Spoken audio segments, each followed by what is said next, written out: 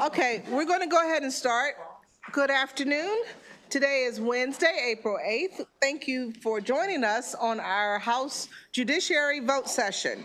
We're going to start with Senate Bill 305. Is there a motion favorable? Thank you. Are there any questions on House Bill 305? Senate Bill. Excuse me, Senate Bill 305. Thank you so much for correcting that. No questions? Please call the roll.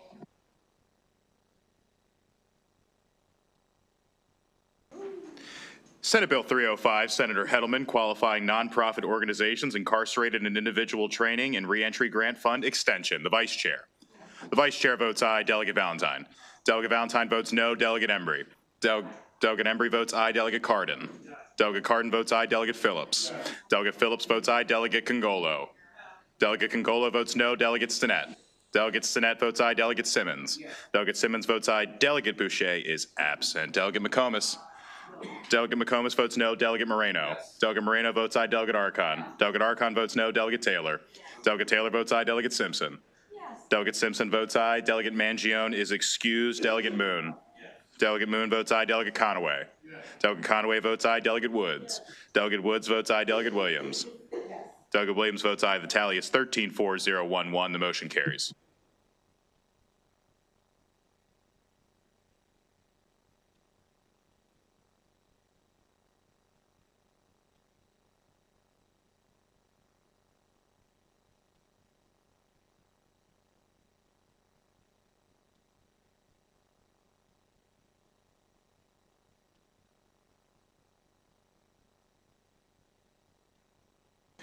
Senate Bill 331, Senator Folden, Public Safety Handgun Permits Expiration and Renewal Periods for Retired Law Enforcement Officer. The Vice Chair. The Vice Chair votes aye. Delegate Valentine. Delegate Valentine votes aye. Delegate Embry. Delegate Embry votes aye. Delegate Cardin. To explain my vote, I'm going to vote yes, and we are not holding up Senate bills. We're letting them go because they're good policy. We hope to sustain this. Your mic is not on. We heard you. So you just said fold and release the bills? Yes. Okay. The vote has been explained. Continue, please. Yep. Delegate Cardin votes in the affirmative and makes a plea to the Senate. Delegate Phillips. Delegate Phillips votes in the affirmative. Delegate Congolo. Delegate Congolo votes aye. Delegate Stinnett. Delegate Stinnett votes aye. Delegate Simmons. Delegate Simmons votes aye. Delegate Boucher is absent. Delegate McComas. Yes. Delegate McComas votes aye. Delegate Moreno. Yes. Delegate Moreno votes aye. Delegate Archon. Yes. Delegate Archon votes aye. Delegate Taylor. Delegate Taylor votes aye. Delegate Simpson. Favorable with, I concur to the Senate. The plea to the Senate. Delegate Simpson votes in the affirmative. Delegate Mangione. Delegate Mangione votes aye. Delegate Moon. Delegate Moon votes aye. Delegate Conaway. Delegate Conaway votes aye. Delegate Woods. Delegate Woods votes aye. Delegate Williams. Delegate Williams votes aye. The tally is 18-0-0-0-1. The motion carries. Thank you. Members, we're going to skip Senate Bill 346 for now. We're going to resume that one, hopefully, and move it to the end. Now we're going to go to Senate Bill 651. Is there a motion? A second? Second. Thank you. There's been a motion. There's been a motion and a second on a bill that the House sponsor is here and didn't want to make it. But, okay, we have questions. Delegate Conaway. I'll just explain what this bill does briefly.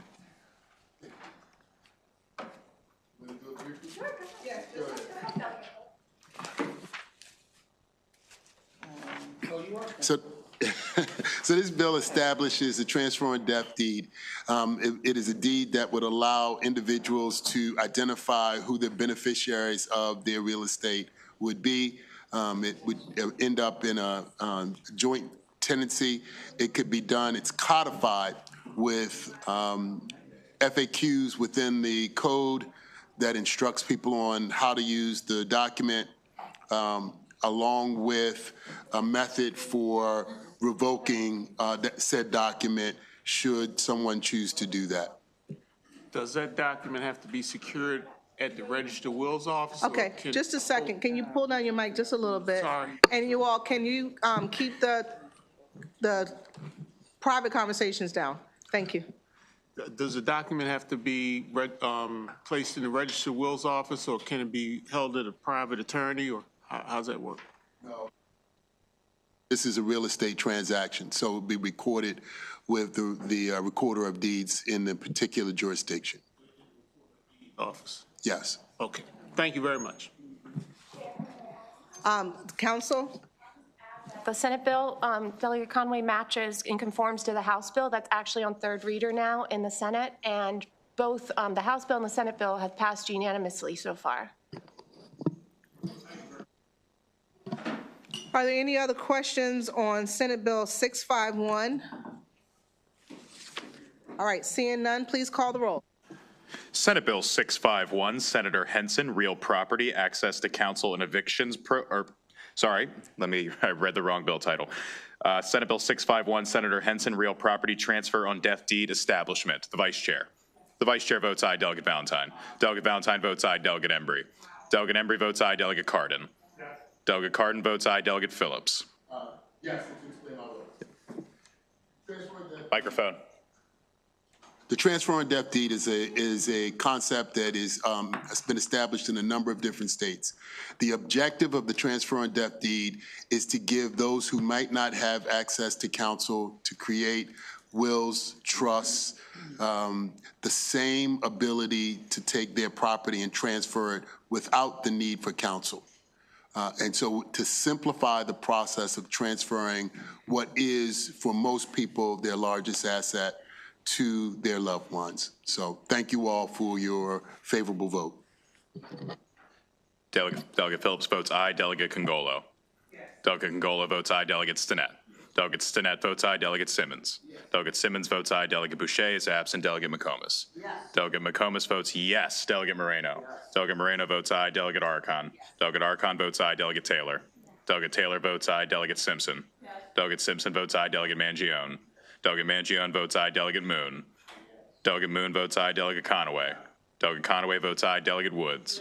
Delegate Woods votes aye, Delegate Williams. Delegate Williams votes aye. The tally is 18-0-0-0-1. The motion carries. Thank you. Our next bill is Senate Bill 729.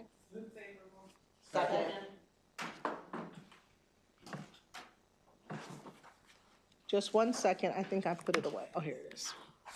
All right, are there any questions on Senate Bill 729? Yes, Delegate Conaway. Thank you, Chair. What is the council going to do in the evictions program expansion? Why is it an expansion? Because it includes, is mobile homes. Mobile homes, yes. I think there's a better word. Is there a better word? Yeah. No, I thought there was an alternative word to mobile homes, but it includes mobile homes. Thank you very much. Thank you, Chair. Are there any other questions?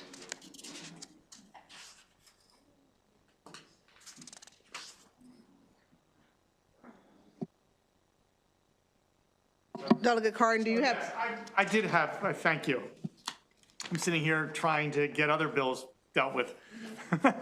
I did have some questions. I would like to hold this bill for just maybe one voting session. Okay, hold it for one voting session. All right, so we're going to move on to Senate Bill 823. Actually, this one has an amendment. Move the amendment. Second.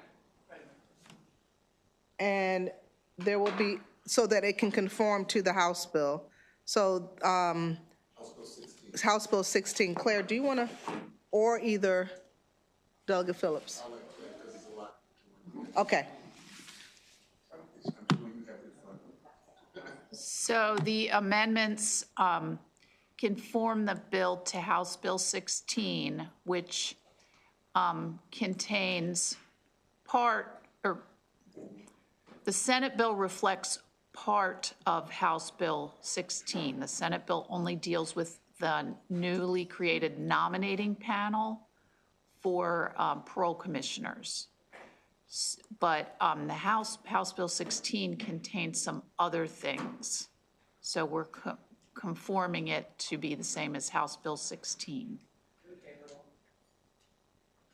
Should I say what the other things are? Yes, there's more.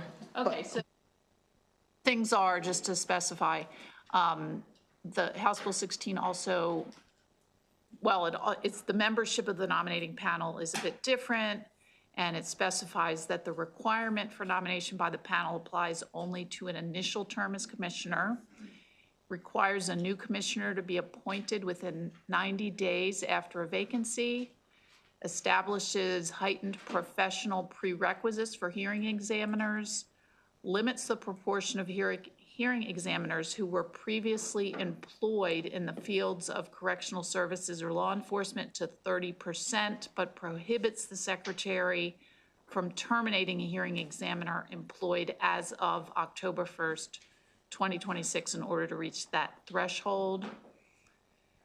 It slightly expands the scope of cases heard by commissioners to include non-cumulative sentences of 15 or more years, and modifies the commission vote process applicable to life sentences to require an affirmative vote of a majority of the commissioners appointed to the commission to approve parole.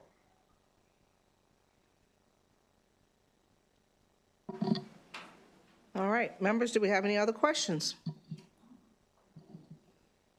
I see none. Please raise your hand if you're in favor of the amendment.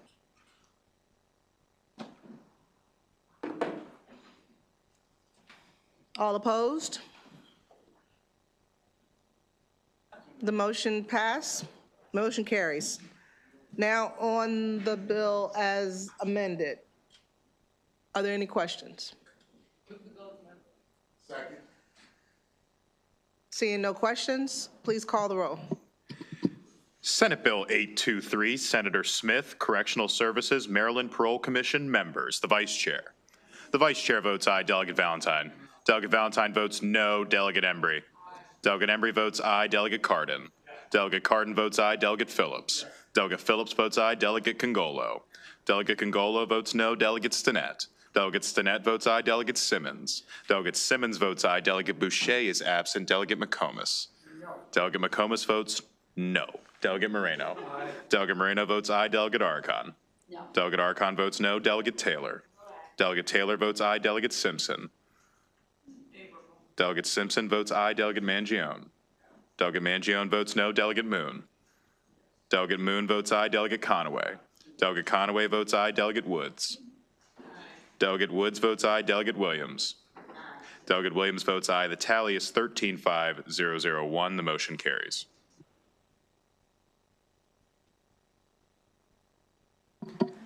All righty. We're going to move on to Senate Bill 933. Is there a motion? Senate Bill 933. Are there any questions?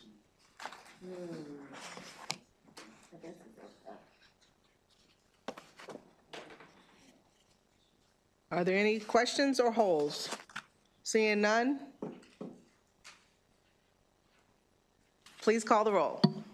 Senate Bill 933, Senator Smith, Judiciary Department, Commission on Judicial Disabilities, temporary appointment. The Vice Chair. The Vice Chair votes aye. Delegate Valentine. Delegate Valentine votes aye. Delegate Embry. Delegate Embry votes aye. Delegate Cardin. Delegate Cardin votes aye. Delegate Phillips. Delegate Phillips votes aye. Delegate Congolo. Delegate Congolo votes aye. Delegate Stinnett. Delegate Stinnett votes aye. Delegate Simmons. Delegate Simmons votes aye. Delegate Boucher is absent. Delegate McComas. Delegate McComas votes aye. Delegate Moreno. Delegate Moreno votes aye. Delegate Arcon. Delegate Arcon votes aye. Delegate Taylor. Delegate Taylor votes aye. Delegate Simpson. Delegate Simpson votes aye. Delegate Mangione. Delegate Mangione votes aye. Delegate Moon. Delegate Moon votes aye. Delegate Conaway. Delegate Conaway votes aye. Delegate Woods. Delegate Woods votes aye. Delegate Williams. Delegate Williams votes aye, and the tally is 18-0-0-0-1. The motion carries. Thank you. Now, we're on to House Bill 450. This is a bill that the cross-file Senate Bill 294, we already passed, and I forgot that I made a promise that I would have moved the House bill and the Senate bill together. So therefore, thank you. So it's favorable with an amendment. Okay, is there a second? All right. And the amendment would essentially conform the bill to Senate Bill 294. Are there any questions? Do you need to explain the amendment, or are we good since we already voted it out? All righty. Please call the roll. Oh, I'm sorry. Please raise your hand if you're in favor of the amendment. Thank you. Any opposed? All right, seeing none, the motion carries. So now on the bill as amended, please call the roll. House Bill 450, Delegate Guyton, Criminal Procedure, Protection of Identity of Victim of Sexual Assault or Stalking, the Vice Chair. The Vice Chair votes aye, Delegate Valentine. Delegate Valentine votes aye, Delegate Embry. Delegate Embry votes aye, Delegate Cardin. Delegate Cardin votes aye, Delegate Phillips. Delegate Phillips votes aye, Delegate Congolo. Delegate Congolo votes aye, Delegate Stinnett. Delegate Stinnett votes aye, Delegate Simmons. Delegate Simmons votes aye, Delegate Boucher is absent, Delegate McComas. Delegate McComas votes aye, Delegate Moreno. Delegate Moreno votes aye, Delegate Arcon. Delegate Arcon votes aye, Delegate Taylor. Delegate Taylor votes aye, Delegate Simpson. Delegate Simpson votes aye, Delegate Mangione. Delegate Mangione votes aye, Delegate Moon. Delegate Moon votes aye, Delegate Conaway. Delegate Conaway votes aye, Delegate Woods. Delegate Woods votes aye, Delegate Williams. Delegate Williams votes aye, and the tally is 18-0-0-0-1. The motion carries. Delegate Conaway? The HB, we just did HB 0450, right? That's correct. And there was an amendment on that? There was. We amended it to conform to the Senate bill Right. that we passed. Yes, but that's not allowed with sponsor amendment. Well, I mean, Yes, and add, thank you. oh, I did say, No, and I did deny it for the previous, and I would Oh, like okay. to maintain No some and add. consistency. Okay, it was. a No and question- add. It was a question over. It's a no. No, it's a yes and no. Yeah, yes and no. Okay. Yes and no add. Yes and no add. Thank you very much. All right, we're going to move on to Senate Bill 516. Move favorable. Thank you. Are there any questions on Senate Bill 516? We passed out House Bill 904, which is the cross-file on this. I'll give you a minute to think about it. Or actually, a second. All right, seconds up. Please call the roll. Senate Bill 516, Law Enforcement Protective Body Armor Requirements and Reporting, the Vice Chair. The Vice Chair votes aye, Delegate Valentine. Delegate Valentine votes aye, Delegate Embry. Delegate Embry votes aye, Delegate Cardin. Delegate Cardin votes aye, Delegate Phillips. Delegate Phillips votes aye, Delegate Congolo. Delegate Congolo votes aye, Delegate Stinnett. Delegate Stinnett votes aye, Delegate Simmons. Delegate Simmons votes aye, Delegate Boucher is absent, Delegate McComas. Delegate McComas votes aye, Delegate Moreno. Delegate Moreno votes aye, Delegate Arcon. Delegate Arcon votes aye, Delegate Taylor. Delegate Taylor votes aye, Delegate Simpson. Delegate Simpson votes aye, Delegate Mangione. Delegate Mangione votes aye, Delegate Moon. Delegate Moon votes aye, Delegate Conaway. Delegate Conaway votes aye, Delegate Woods. Delegate Woods votes aye, Delegate Williams. Delegate Williams votes aye. The tally is 18-0-0-0-1. The motion carries. Thank you. We're going to move on to the next page, Senate Bill 865. Is there a second? Second. And there's a motion and a second for favorable on Senate Bill 865. Please let me know if you have any questions. All right, seeing none, please call the roll. Senate Bill 865, Senator Washington, Work Group on the Affordability of Private Passenger Automobile Insurance, Extension and Alteration of Membership and Duties, the Vice Chair. The Vice Chair votes aye, Delegate Valentine. Delegate Valentine votes aye, Delegate Embry. Delegate Embry votes aye, Delegate Cardin. Delegate Cardin votes aye, Delegate Phillips. Delegate Phillips votes aye, Delegate Congolo. Delegate Congolo votes aye, Delegate Stinnett. Delegate Stinnett votes aye, Delegate Simmons. Delegate Simmons votes aye, Delegate Boucher is absent, Delegate McComas. Delegate McComas votes aye, Delegate Moreno. Delegate Moreno votes aye, Delegate Arcon. Delegate Arcon votes no, Delegate Taylor. Delegate Taylor votes aye, Delegate Simpson. Delegate Simpson votes aye. Delegate Mangione. Delegate Mangione votes aye. Delegate Moon. Delegate Moon votes aye. Delegate Conaway. Delegate Conaway votes aye. Delegate Woods. Delegate Woods votes aye. Delegate Williams. Delegate Williams votes aye. The tally is 17-1-001. The motion carries. Thank you. Okay, we're going to move on or hold for a moment. Okay, so we are going to. Come back tomorrow? Oh, we're definitely coming back tomorrow. I shouldn't say we're definitely coming back tomorrow, because you all know that at some point we're going to end the voting sessions, right? We're going to be done. I think a week from today, we'll definitely be done. All righty. So I said that we would come back to Senate Bill 346. However, I'd like to call a recess, and we are going back to the floor at 4:30. I'm going to call a recess so we may resume voting before we go back to the floor at 4:30. Madam Chair, Yeah.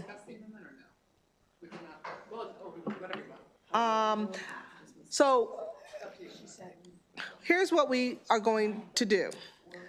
Let's discuss the amendment on Senate Bill 346 so that if we come back and we only have 2 minutes to vote, everyone will understand what the amendment does.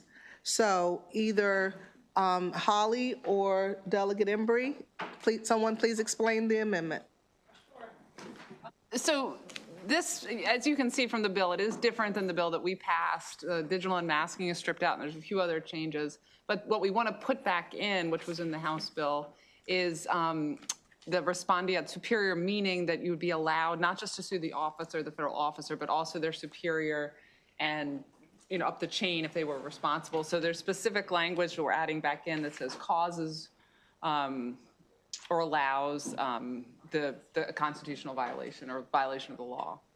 So that's what we're putting back in, and our understanding is that's also happening on the Senate side. Thank you. Delegate Conaway. Thank you, Chair. What is this, what violation of the Constitution are we looking at? If you recall, this bill, so under current federal law. Can you use the mic? I'm sorry, what's under current federal law, what's called a 1983 action allows Marylanders to sue state and local officials for violations of the Constitution or other laws. What we have created in this bill is creating Maryland law that says you can sue federal officials for violations of the U.S. Constitution. So adding federal officials to those who can be sued. But in the bill as it came over from the Senate, it stripped out language that would also allow the supervisor of the federal official, the supervisor, if they were found to have caused the violation, it stripped that out. So we're putting that back in as the proposed amendment. So if the supervisor's employee violates someone's constitutional rights and the supervisor doesn't know it, they could still be sued? No, they have to have caused it. They have to have caused it. They have to cause it. And what type of constitutional violations are we talking about, or do you just want to say this is in reference to ICE? Was it not just in reference to ICE? It would apply to all federal officials, but it could be a Fourth Amendment violation. It could be a Fourth Amendment violation, breaking into someone's house, for instance, assaulting someone in violation of their constitutional rights. It would be violating the U.S. Do you have Constitution. any? What type of examples do we have where a federal official is breaking into someone's house?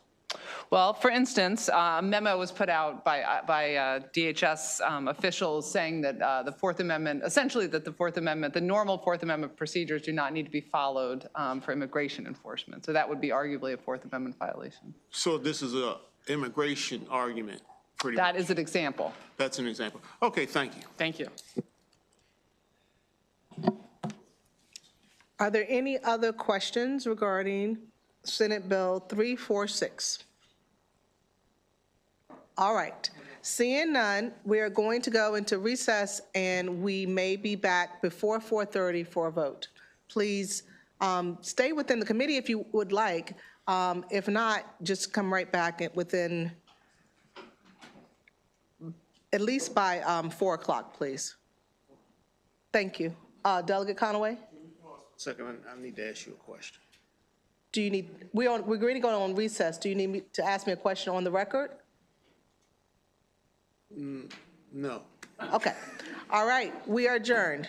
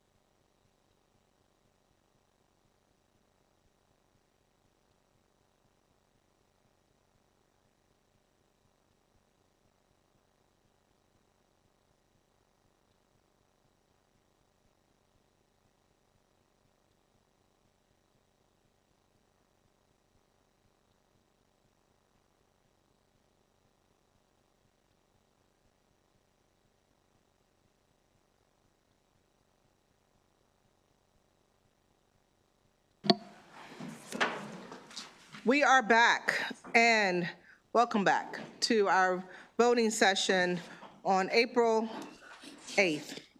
First bill we're going to take up is Senate Bill 346. There is an amendment. And I don't have the amendment makers in the room. Oh, okay, well, hold on the amendments. I tell you what, let's go to, let's take a minute and we'll go to 729. I'm going to pull that bill back and go to 729. Senate Bill 729. Madam Chair, I did have a chance to talk to Senator Henson's Chief of Staff, answered all my questions. I'm ready to proceed. Okay, thank you very much. Is there a motion on Senate Bill 729? Move for favorable. Is it, all right, there's a motion favorable and a second on Senate Bill 729. Please call the roll. Oh, sorry, first, are there any questions? All right, seeing none, please call the roll. Senate Bill 729, Senator Henson, Real Property Access to Counsel and Evictions Program Expansion. The Vice Chair. Yes. The Vice Chair votes aye. Delegate Valentine. No. Delegate Valentine votes no. Delegate Embry is excused. Delegate Cardin. Yes. Delegate Cardin votes aye. Delegate Phillips. Yes. Delegate Phillips votes aye. Delegate Congolo. No. Delegate Congolo votes no. Delegate Stinnett. Yes. Delegate Stinnett votes aye. Delegate Simmons. Yes. Delegate Simmons votes aye. Delegate Boucher is absent. Delegate McComas. Delegate McComas votes in the affirmative. Delegate Moreno. Yes. Delegate Moreno votes aye. Delegate Archon. No. Delegate Archon votes no. Delegate Taylor. Yes. Delegate Taylor votes aye. Delegate Simpson. Yes. Delegate Simpson votes aye. Delegate Mangione. No. Delegate Mangione votes no. Delegate Moon. Delegate Moon is excused. Delegate Conaway. Yes. Delegate Conaway votes aye. Delegate Woods. Delegate Woods votes aye. Delegate Williams. Yes, to explain my vote. Yep. Vote yes for the mobile homes. This bill passed unanimously out of the Senate. And I think it's good policy that we also provide counsel to those who live in mobile homes as well as to others. So thank you. Delegate Williams votes in the affirmative. The tally is 12-4-0-2-1. The motion carries. All right, thank you. Now we're going to move on to Senate Bill 346. There is a motion, there is an amendment, and we had a motion on the amendment. However, that is stale now, so could I have a new motion on the amendment? Move the amendment. Is there a second? All right. On the amendment, and Holly will explain what the amendment does. So the amendment, this is what we spoke about right before we took a recess, but the amendment adds in language that the Senate struck from the bill, which allows an aggrieved party or the Office of the Attorney General to bring an action against a covered officer who, under the color of law, causes or allows the aggrieved party to be deprived of a right, a privilege, or an immunity secured under law. The Senate just amended House Bill 351 to conform with this. Not true cross files, but it's going to conform to the Senate bill, and they just made the change too. Great. So are there any questions? All right. Delegate Phillips. I am going to ask a question and hold this for a moment longer because I'm checking to see if the person with the most subject matter expertise on this bill makes it back to vote. I'm gonna. And is this regarding the liability issue? This is regarding the liability issue. Delegate Williams? I'm sure she can explain it way better than I can. I'm sure she can too, Madam Chair. Yeah. So, yes. So does it make the agent liable? The agent could be potentially liable as well as the agent's supervisor. All right. That's very good to know.